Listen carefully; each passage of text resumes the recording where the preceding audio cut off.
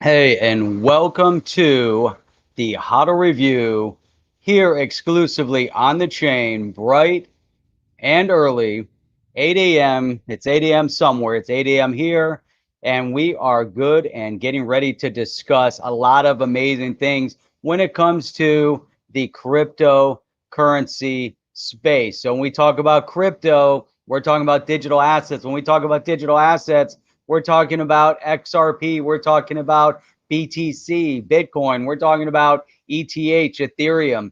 We're talking about the wider pool of cryptocurrency and how cryptocurrency, how digital asset, how this entire space is developing and impacting Main Street finance, Main Street business, Main Street retail, whatever that might be. How is the digital asset space impacting our lives today and tomorrow as we move into the future, as banks, as governments begin to adopt digital asset, they begin to adopt cryptocurrency, they begin to move into this space of decentralized and centralized digital currencies. There's a big distinction between a decentralized and a centralized digital currency, especially when it relates to the central bank digital currencies. But one of the things that we are beginning to see as banks are getting more and more actively involved in rolling out digital asset all over the world, and not just centralized. Some of them are building on blockchain. Some of them are even tapping into existing companies in the digital asset cryptocurrency space to begin building the platform for their future currencies. And that's what we're going to talk about today. We also want to reflect just a little bit into the legacy banking, because as we get into crypto banking, legacy banking is right there. They're right there getting ready. They're right there on the sidelines, trying to contemplate and decide, exactly what it is they want to do. So I think we're pretty much ready to get going here. Quick shout out to people bouncing in. But if you are new to On the Chain, if you are new, first time watching the HODL Review, make sure you go down below, hit that subscribe, give it a thumbs up. If you want to continue to support On the Chain, the best thing that you can do to support On the Chain and the HODL Review and our roundtable and all the other shows is to bounce in, share it, give it a thumbs up, leave some comments, engage in the chat in our live stream and Premiere like you guys are doing right now. And that is really, the most impactful way to support us all here. So I think it's time. Let's go.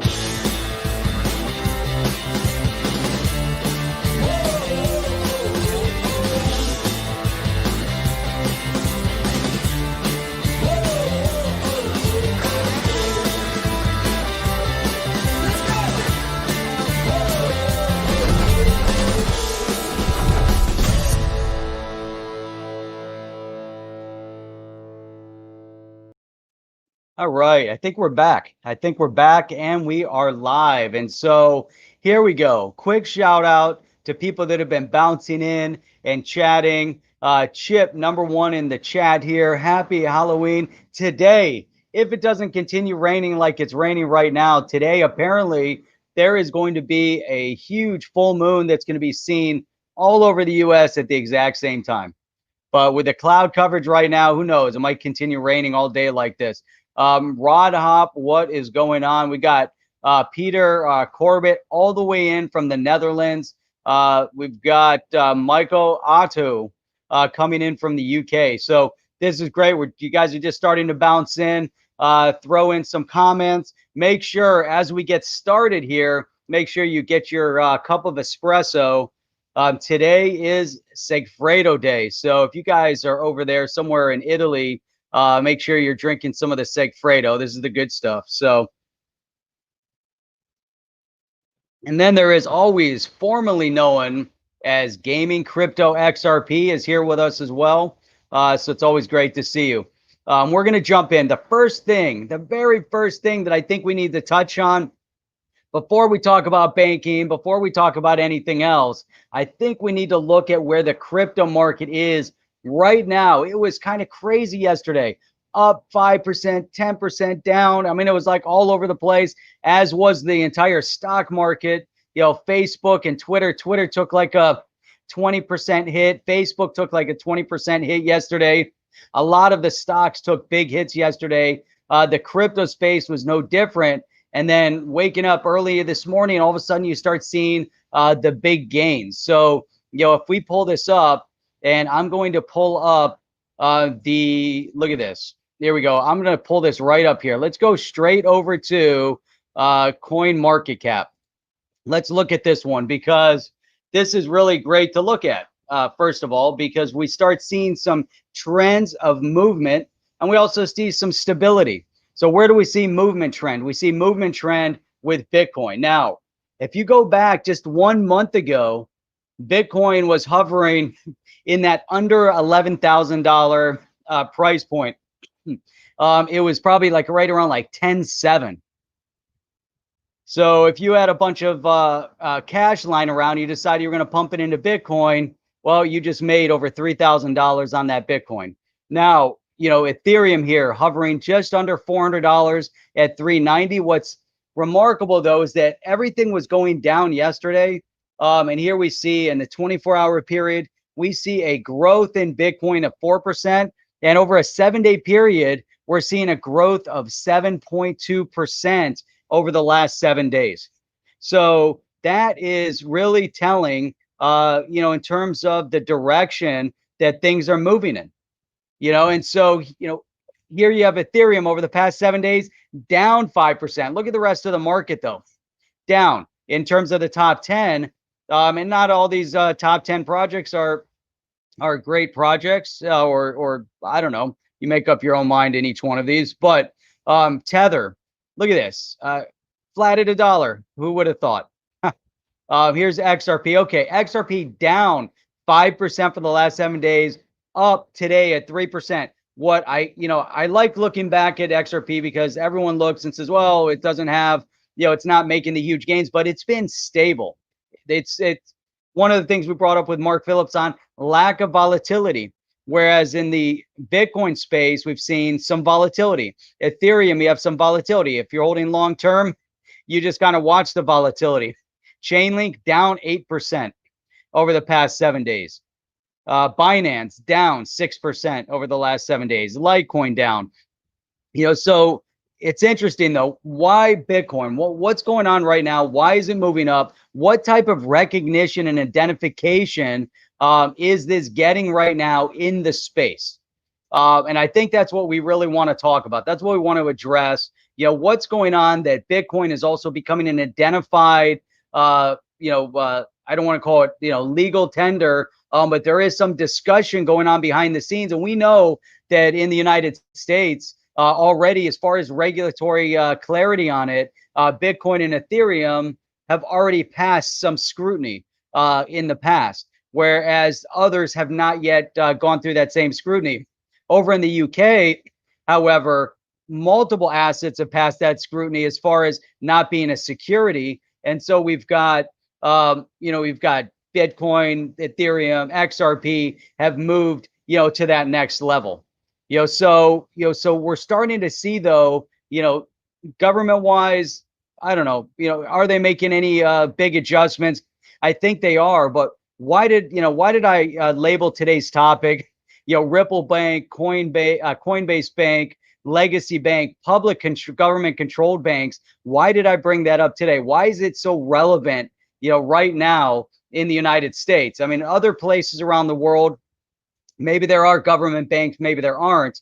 However, we're starting to see this trend, this movement towards cryptocurrency identified banking, digital asset identified banking, not just digital currency banking, but decentralized banking. You're starting to see, a lot of discussion in the DeFi space.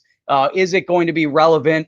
Is it going to be beneficial to have decentralized banking removed out of the overall control of a centralized entity like a private institution, or now, as we look at some of the discussion that's going on, even in the US, public government controlled banking, and so that enters into a whole new realm of dangerous. And so we want to address this. I think it's really, really important, when we start seeing this trend. And I made a video the other day kind of touching on this topic a little bit.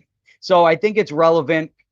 I think it's timely. One of the things that we discuss here a lot is really trying to identify where the intersect is, where the crossover is, at what point, is the digital asset exchange intersecting with actual banking? When does banking intersect with digital asset exchange? When is a bank going to begin offering digital assets and custodying the digital assets? We know in the U.S.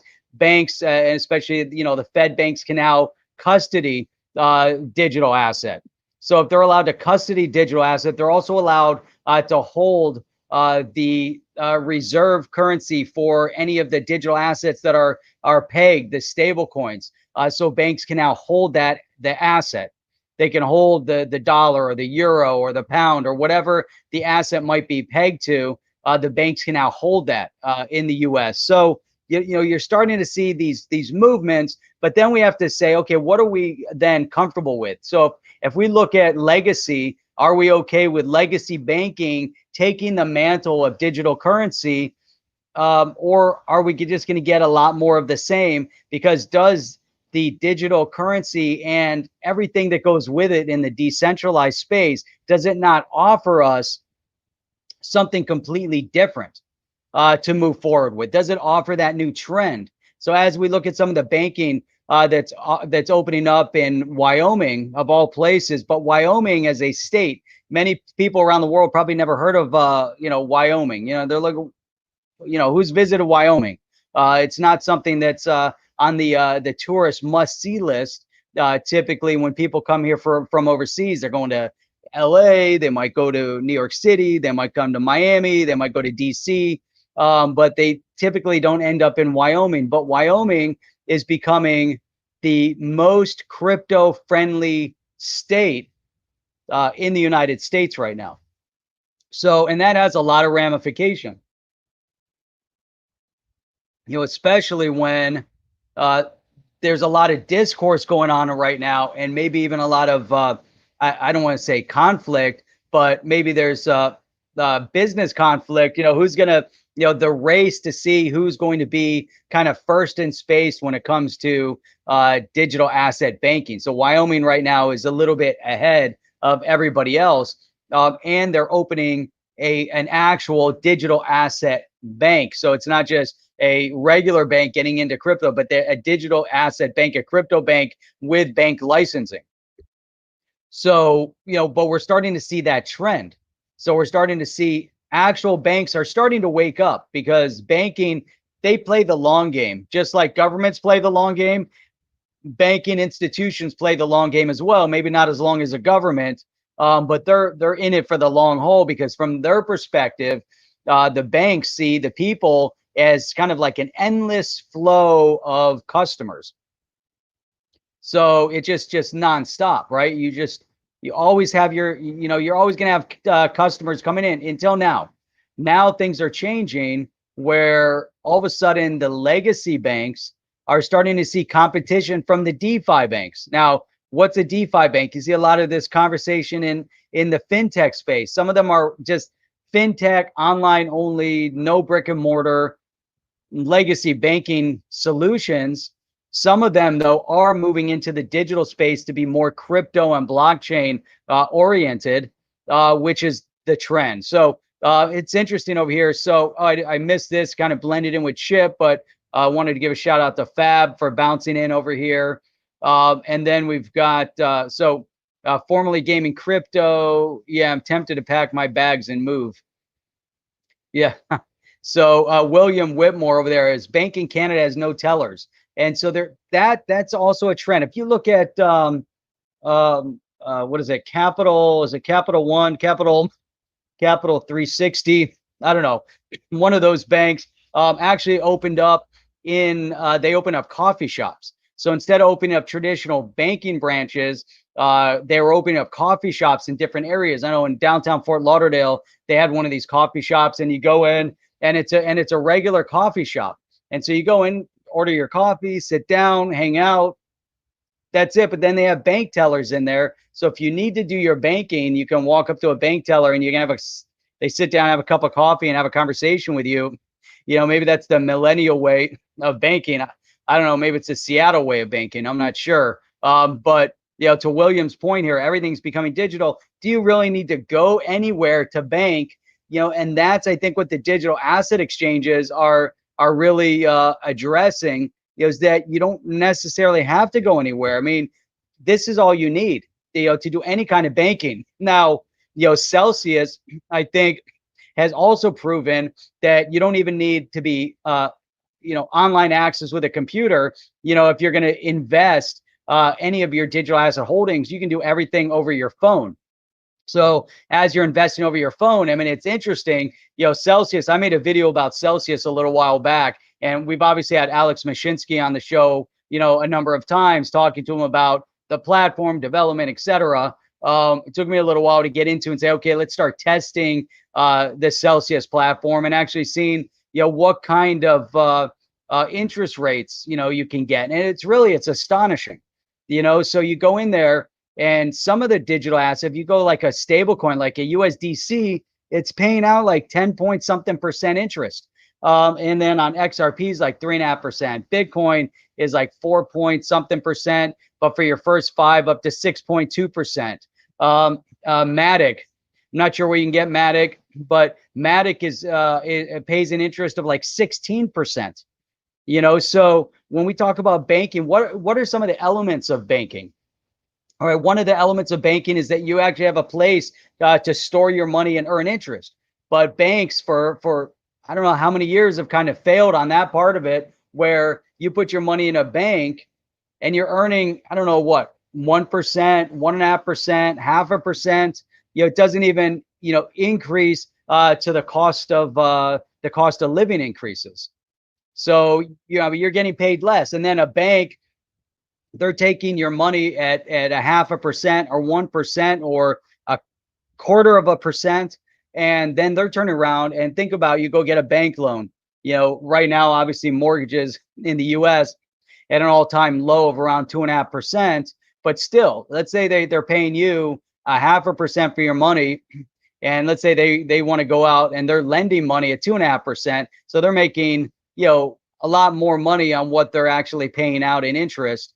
Obviously, that's a business. They're making money on it. Same thing. Think about your car loans or leases or any aspect of the banking space, how much more money they're making and how little money they're paying you back. And so that's the point in a decentralized framework, like with Celsius as an example.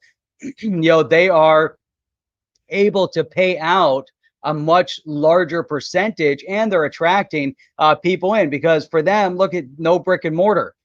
There's no bank, there's no branch, but that's one component of banking. The other component is having someone be able to borrow. Now, you know, I'm not advocating, you know, staking a digital asset and going into a margin situation to borrow, you know, money.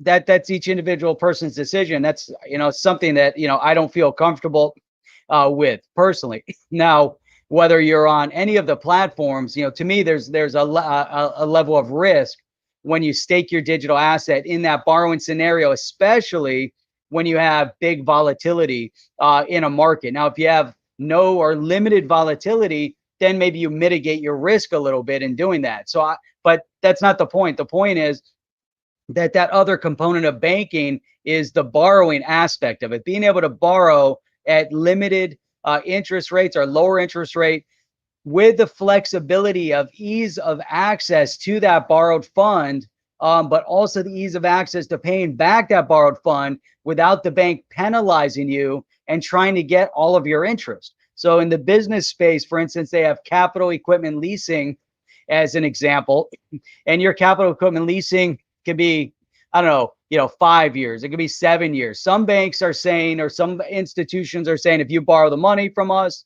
then your leasing is just another way of financing, not like a leased vehicle, but even, let's say, even a leased car. If you decide you want to end the lease on that vehicle, that buyout payment that they give you, it's going to balloon out. But at the same time, they're also, that finance source is going to collect their interest for that full term of whatever they lent the money out at.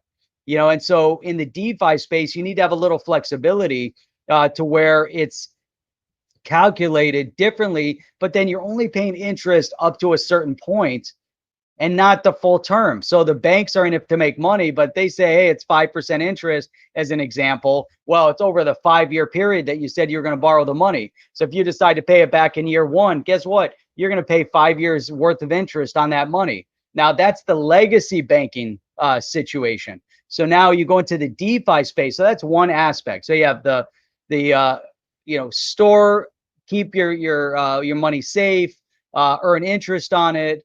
Hopefully low risk earned interest, be able to borrow money.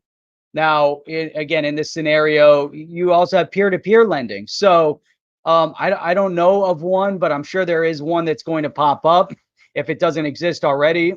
Because if you look at some of the examples out there, there's prosper.com that's been around for a long time, which is peer-to-peer lending. Now, why not have the peer-to-peer lending in a blockchain environment with a crypto asset connected to it? I'm sure it's already popping up. I just don't know of it. If you guys know of it, throw it in the chat over here, and we can pull it up and look at it.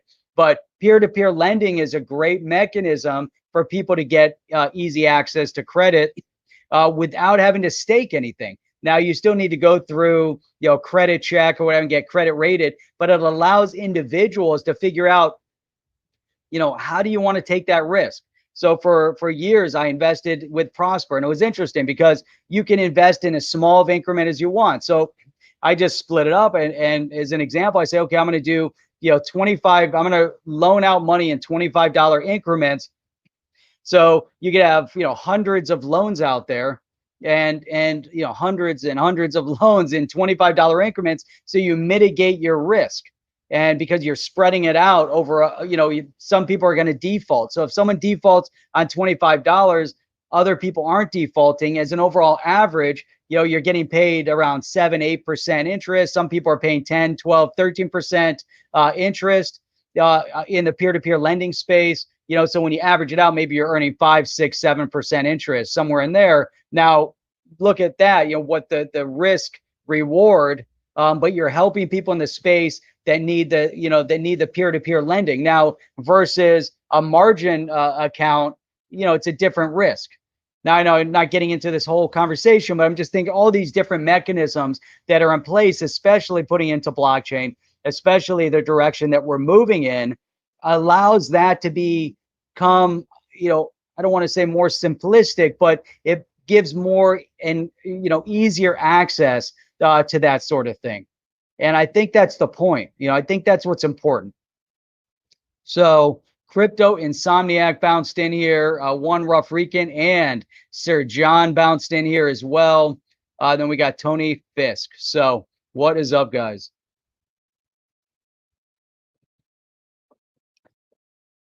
So we're not all hyped today. We're not gonna FOMO and FUD hype on any one little thing here, but we're gonna talk. So now all this stuff talking about the crypto banking, the digital asset banking space, the legacy banking space, and then what do we get hit with yesterday? It was yesterday. Farshad, man, I haven't seen you on in a long time. Great to see you. So this is crazy. Good, bad, indifferent. I don't like it. Let me pull this up here. Hang on a second. This is the other side of the coin. So we know everybody's familiar with legacy banking. We don't have to drill into that. We know legacy banking moving into, and we're going to get into the legacy banking moving into this digital asset space, what that means. But government getting into public banking, that, especially right now, to me, it makes no sense. You want to have banking, let's focus in on something else, but not this. So hang on a second. Yeah, Farshad, that's good to know that you've been busy. It's always good to hear. So, what is formerly gaming over here says in the future, after everything settles, I'll feel more comfortable. Oops, where'd it go? Feel more comfortable utilizing these financial tools. Yeah, I mean there's a lot. So you got here, Sir John, for crypto economy, we miss goods for crypto market, like crypto only web shops to start with. So do we need crypto only?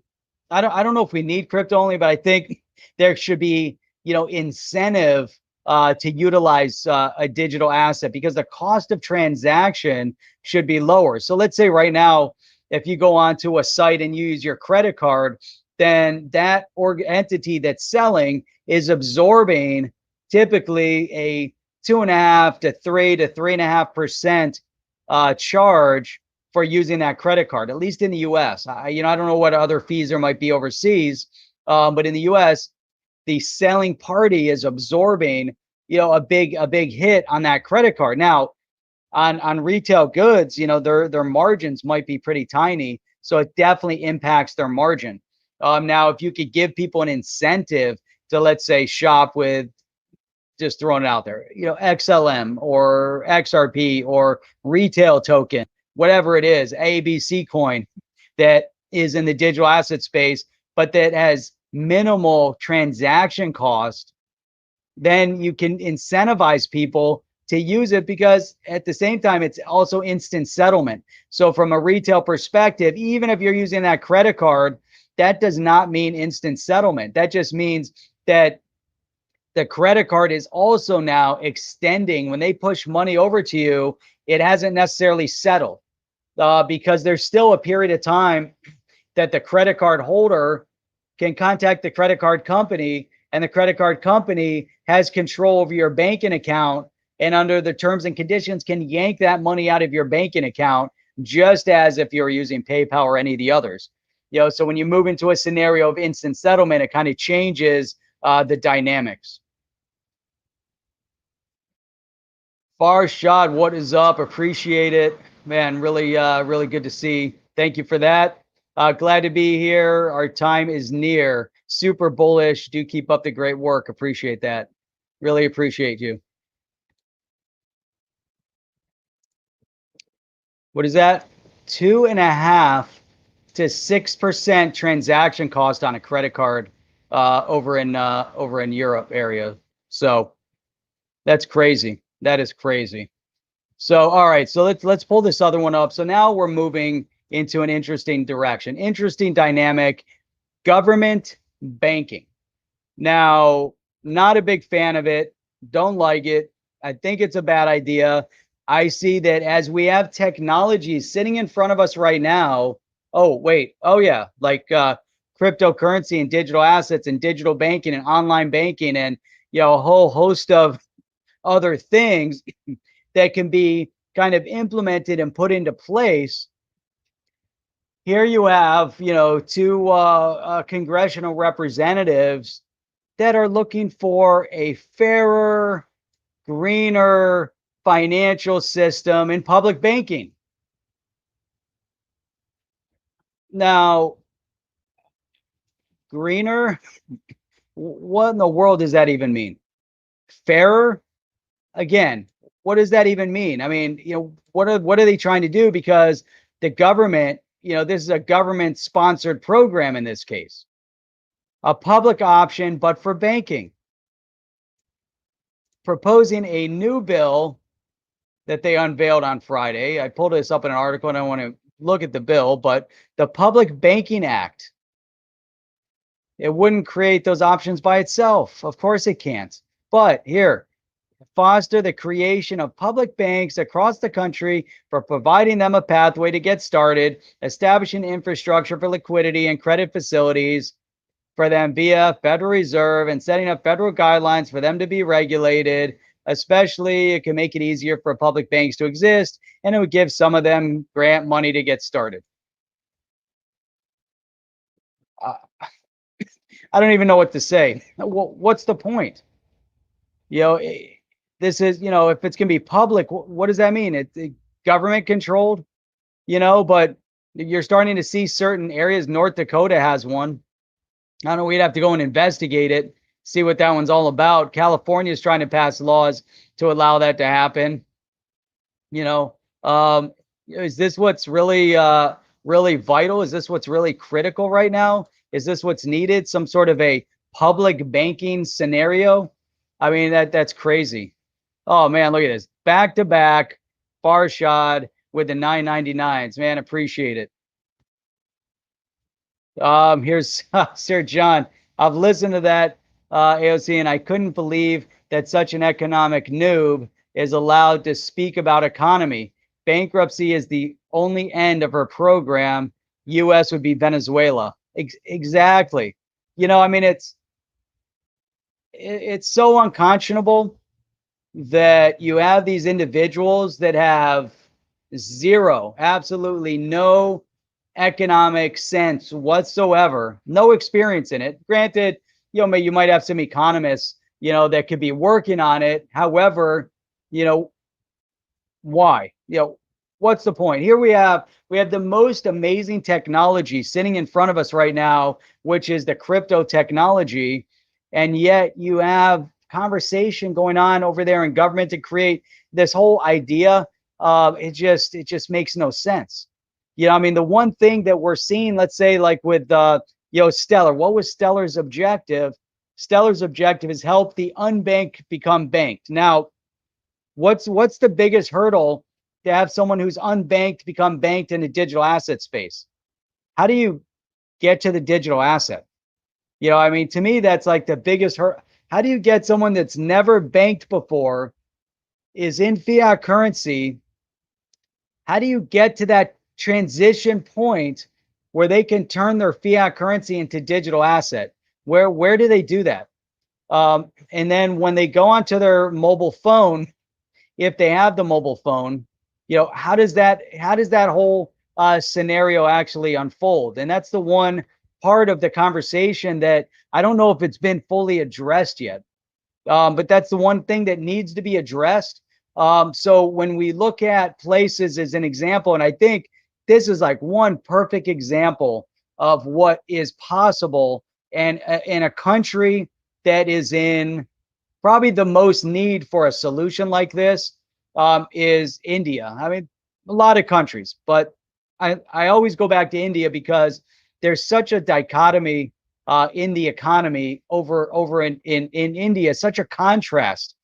The parallels are just so stark between the upper echelon that have money, whether it's middle class or wealthy, and then the poor. And it's stark. It's just like a divided line, and you'll see that in other countries too. But when we're talking about population size, it's massive.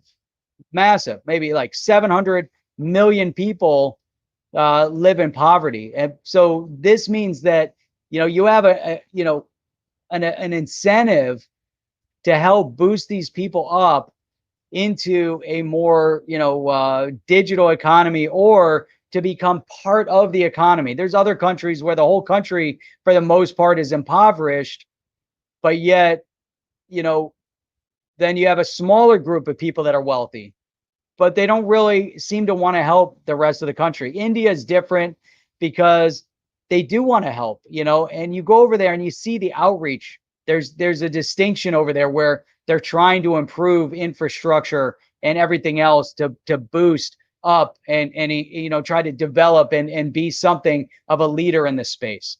So, all right, Farshad, have fun, enjoy. Thank you, William. Appreciate that. 15 Canadian all the way from Canada. That's awesome. Thank you very much for that.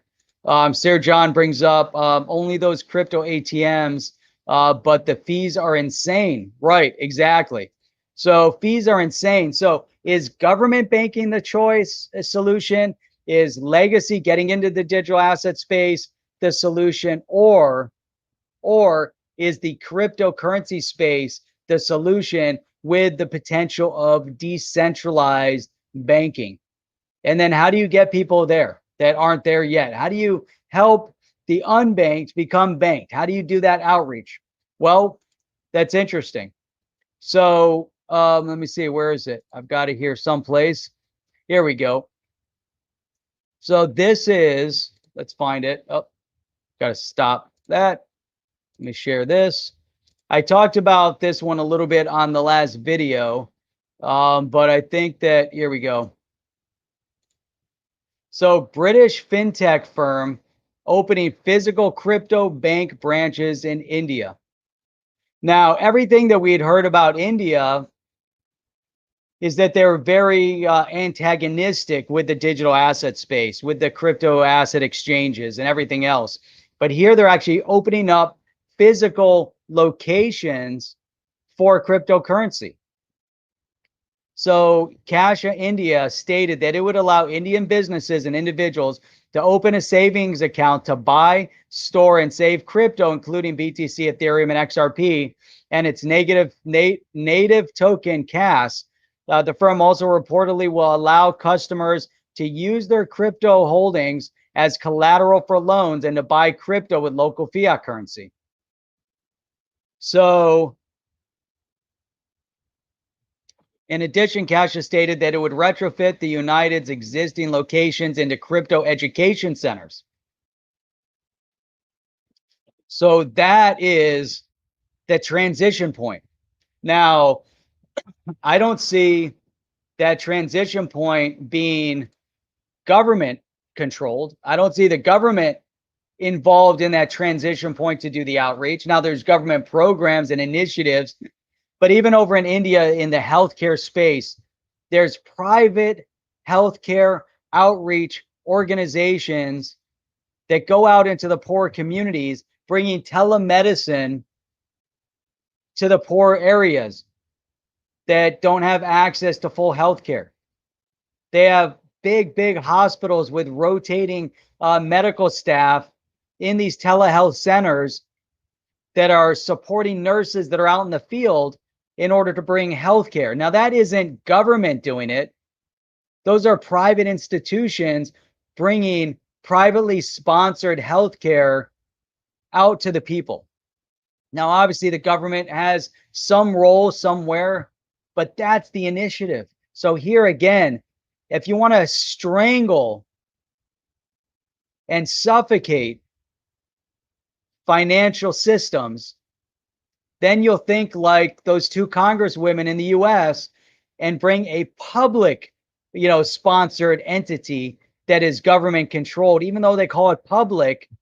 And it might be successful in North Dakota as a limited experience, but it's meaningless. It's really meaningless.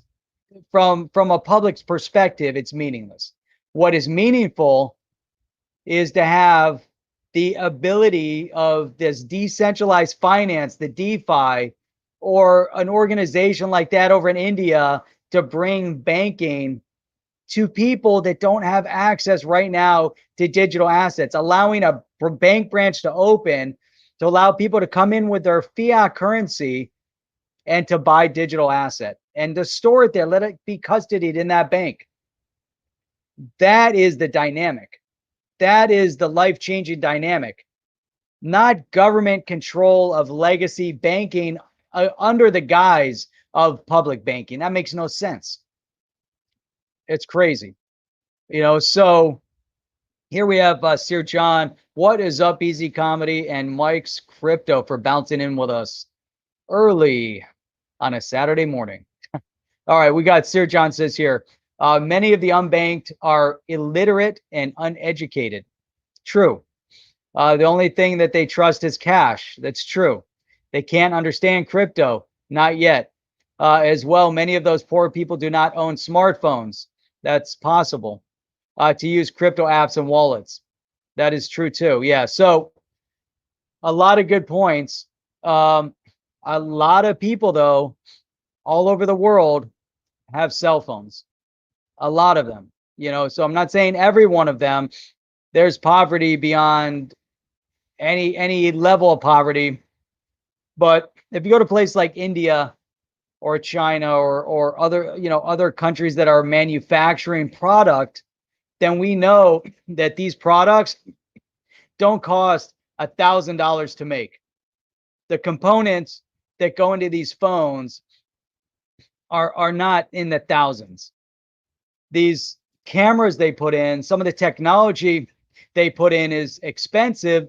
Some of the microchips they put in is expensive, but the rudimentary technology can be done very, very inexpensively. And then you can, incentivize, and then you put a product into people's hands. And I think, to me, that's the point also. But Sir John, you bring up a great point.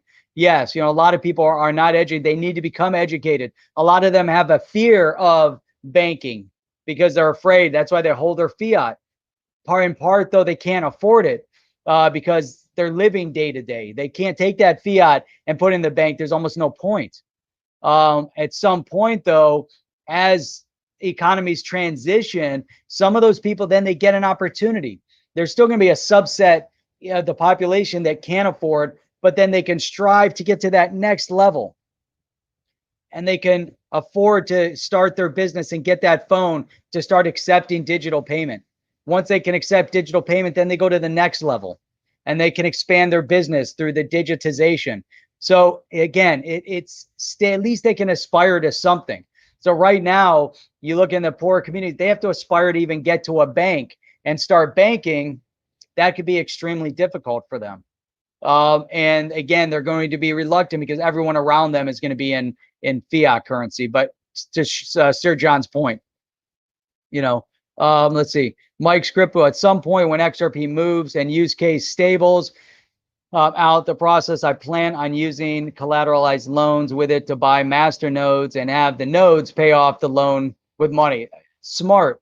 So to me, as we look at this space and you look at the opportunities in this space, could you imagine having this conversation 5 years ago and you were going to say that you're invested in a digital asset and you're going to then be able to collateralize your digital asset with a loan to buy a node that is going to generate money that's then going to pay back that loan because you're going to have generated money, and this whole system that you're able to look and think about ways that you can make money in this new economy, which is really amazing. So yeah, I don't know about that. I'm sure maybe silver is I'm sure there's something in there, silver or gold or whatever, right? All right, Carl Lewis, what is up? Here you go. William, only one member of a family needs to learn to teach the family. There you go. That's another point. And you look at some of these the communities, like they're going to push that one individual, but they have their business and they say, okay, how do we get more actively involved? How do we get to the next level? What opportunities do they have right now? And so that's the exciting part about all of this. And then so that's where, looking at this banking opportunity, within India, where they're opening up bank branches, is really, really amazing. So now all over the place though. So here you have, let me remove that. So here we have, let me close some of these tabs. Too many tabs open. The central bank governor over in, where was he? Oh, there we go. Tobago. So in Trinidad and Tobago, they're already working to introduce a digital economy. The central bank governor, that their region is now ready. So here the governor, Dr. Alvin Hilaire, said he's confident in the citizens' ability to adapt to the coming technological changes as the country moves to becoming a cashless society. So look at this. Look at this statement. Let me pull this up. Here we go. Here we go. Look at this statement. The new $5, $10, and $20 bills are expected to be introduced early in November, and new $1 and $50 bills are expected to come on stream next year. The bills are expected to go into circulation along with the current cotton bills, which tentatively could be phased out by the end of next year. Then he said, speaking on digitization, Allaire said, for the transition to be smooth, a few fundamental issues must be addressed. The first is public education. Good point, right? We brought that up. But look, they're working close to digitization. That's what they know they need it. But second, their comfort level may not be strong because it's unfamiliar and because they've been burned before. So internet security, if they have problems, all the same issues all over the world, and they're addressing it. So you start building the precedents, they're building the case for the system. Number one is education. Number two is trust. Number three, a regulatory sandbox, because the financial institutions need to test their fintech products and services. Not to say that this is fully in the crypto space. However, the digitization of their economy, and they're starting to see it. It's important. It's critical for their economy to grow. It's important for them to address the digital economy. Again, central bank governor TT ready, Trinidad and Tobago ready to go digital and cashless. To me that's really important. Here's another one. Let me pull this one up. Let's go to this article here. Bank of Canada governor, this is on CoinDesk, says digital dollar project moving past the trial stage. What do we know about their digital dollar? I don't know. It's fully centralized. I'm not sure what they're building it on, but they're moving forward. They're addressing it. A globally coordinated strategy from the member state was required in order to keep digital currencies out of the hands of criminals. So we saw China's already conducting experiments with the digital yuan. We know that, right? The Bahamas were the first to roll out the sand dollar, which is based in the in the decentralized space. But you have all these other CBDCs.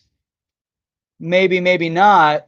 The point is, every country, every major bank is moving in this direction. It's not a matter of if, it's just a matter of when. Look at this. Since we've been speaking, we see some increases in gains over here on Bitcoin, Ethereum, XRP, Chainlink, Stellar. Starting to see some positive movements over here.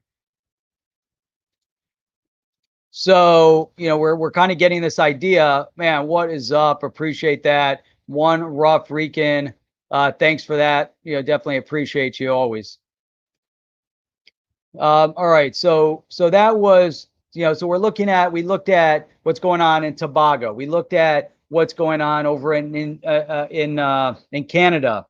We looked at what's going on over in everywhere. I mean, all over the world. We've discussed the video. Before we were talking about what's going on in Cambodia, in Singapore, in Switzerland, in Sweden, stuff going on over in Japan. Obviously, what we just talked about, what's going on over in India. But here's another one, another thing that popped up here. I think is important. Let me see if I can pull this up again. Kind of closed it. Didn't mean to close this.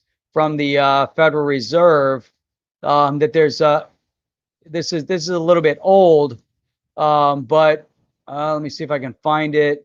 Shoot, I didn't mean to close this. I want to see if it's here. Shoot, it's not here. Oh, here we go. All right, here's their statement. Here's a notice. Let me pull this one up. I did find it. Hang on a second. There we go. I think, no, this is the one.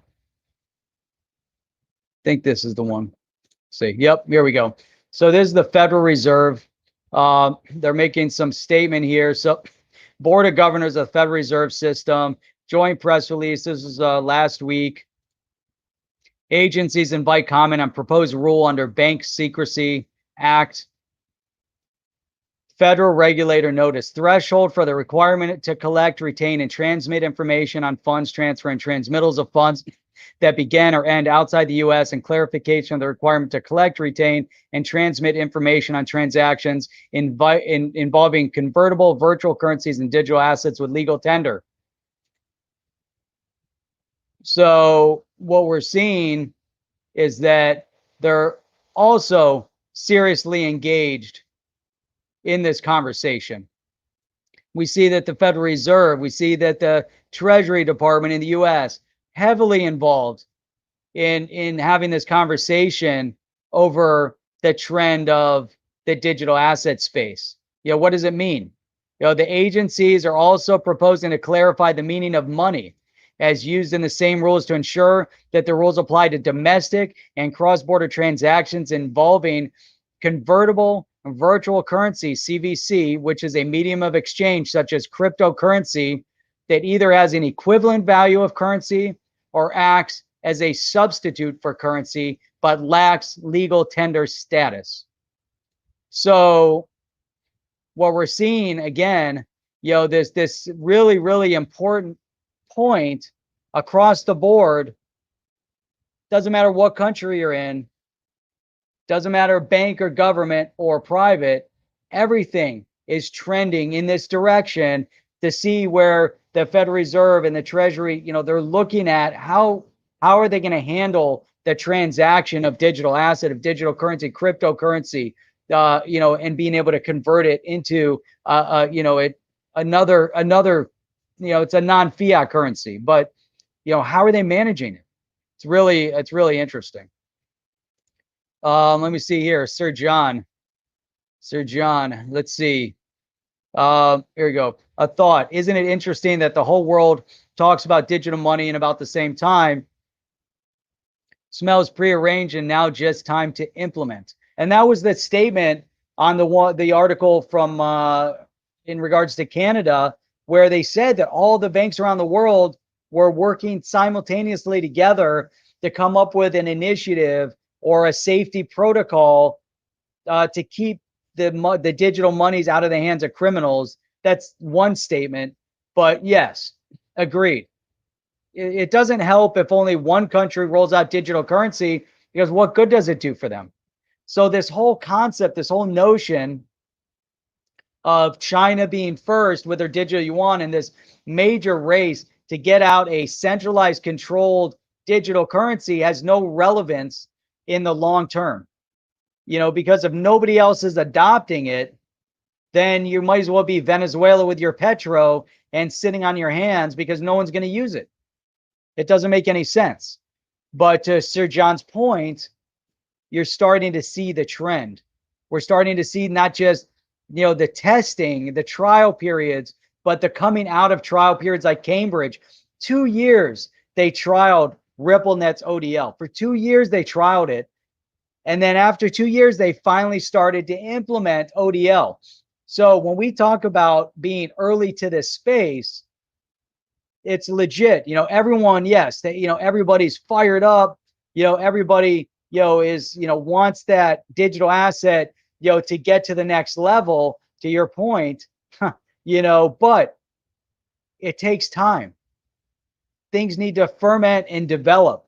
And to Sir John's point, it's interesting, the coordinated efforts of pulling this all together. Where do the digital assets fit in the greater conversation? You don't have organizations like IBM or others, at that level, Oracle or some of the others, getting into a payment space and being serious about developing in the payment space if it's not developing into something. IBM and Oracle are big backbones, to the world infrastructure. Even though people don't think about IBM anymore, because IBM was the first with the computer that, computers are, you brought home, and you're not necessarily the personal computer, but, was it the IBM International Business Machine, I think it stood for. But, they moved and transitioned from computers to bigger network. And you start seeing that trend. You start seeing these big entities, Santander, SBI, JP Morgan, the latest, right? JP Morgan is finally initiating rolling out their JPM coin. So we're starting to see bigger and bigger transition and movement into this direction. Check this one out. Let's see. Out of nowhere, little known altcoin project will be utilized by Germany's central bank. Now, one of the things that we had mentioned is that governments and central banks aren't going to build for themselves. They're going to go to other projects. I don't know much about Ocean Protocol, but Germany's central bank is using this decentralized network project to develop something for them. What are they going to do? It's a software integration consultant service. So, the aim of the procurement project is to set up a decentralized network approach which allows equal participants a permanent symmetrical data access for the realization of real-time updates of statistics while preserving the data sovereignty. So what is their objective? What are they going to be doing when they expand utilizing Ocean? What is the meaning of it? Is Germany's intent now with their central banks? Do they see digital asset as a threat? Are they preparing themselves for the digital asset world? Ocean, our mission. Society is becoming increasingly reliant on data, especially with the advent of AI. However, a small handful of organizations with both massive data assets and AI capabilities attained by worrying levels of control, which is danger to a free and open society. What are they going to do? We aim to unlock data for more equitable outcomes for users of data using a thoughtful application of both technology and governance. So to me, that's the beginning stages in developing into their central digital asset, digital economy, digital currency economy, and rollout. So lots and lots and lots of things that are all happening at the exact same time. So, and there's article after article after article, research project after research project that are actively engaged in monitoring and being part of this major rollout. I mean, it's astonishing, right? So where is, here we go. Consensus. This is right on the Consensus website. Selected as technology partner by the Bank of Thailand for CBDC project. Consensus will develop technology for a retail central bank digital currency. Over in Thailand. DNI, what is up with that? I don't know if you're on here watching, but what is going on over in Thailand? That's crazy, right? Consensus has joined the Bank of Thailand to explore the potential of blockchain tech in the development of proof of concept prototype for a central bank digital currency project alongside SCG and Digital Ventures. There you go. They're moving, they're looking, they're figuring things out. The world is changing and it's happening faster and faster and faster and faster. And we're along for the ride. We're sitting here. Are we going to watch it? Are we going to become active participants in this new wave, in this new economy? That's the biggest question.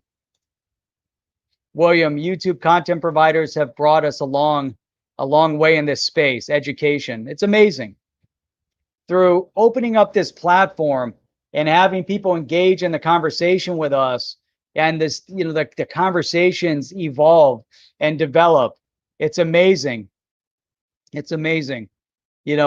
The level of expertise that we have coming into these conversations here on the chain is awesome. So tomorrow night, 8 p.m. Eastern Standard Time, with the roundtable here on the chain. Really appreciate you guys. Today was awesome. Definitely look forward to seeing you guys tomorrow evening at 8 p.m. Eastern Standard Time. Hopefully you guys enjoyed today. Hopefully you guys got a lot out of today. if there's anything specific, you said, hey, I want to hone in, and there's some a unique project that you want us to look at. I did have someone send over a project I did a video on. You can see it over on the other channel, which is interesting. And we do have we'll have a really interesting show tomorrow on the roundtable.